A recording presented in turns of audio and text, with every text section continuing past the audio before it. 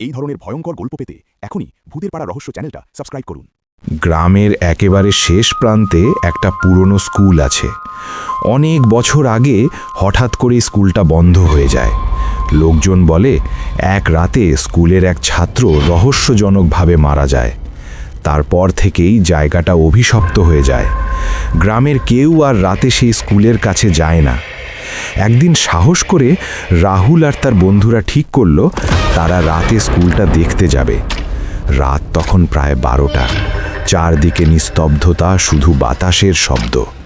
হঠাৎ তারা শুনতে পেল স্কুলের ভেতর থেকে বাচ্চাদের হাসির শব্দ। কিন্তু স্কুল তো বহু বছর আগেই বন্ধ। রাহুল ধীরে ধীরে দরজা খুলে ভেতরে ঢুকল। ক্লাসরুমের ভেতরে সব বেঞ্চ খালি, কিন্তু ব্ল্যাকবোর্ডে নতুন করে লেখা, তোমরা আবার এসেছো। ঠিক তখনই পিছন থেকে কেউ ফিসফিস করে বলল, আজ থেকে তোমরাও এখানেই থাকবে।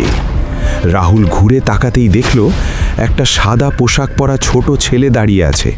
তার চোখ দুটো পুরো কালো, আর তার ঠোঁটে একটা ভয়ঙ্কর হাসি। তারপর সেই রাতের পর থেকে রাহুল আর তার বন্ধুরা কেউই আর কোনোদিন গ্রামে ফিরে আসেনি।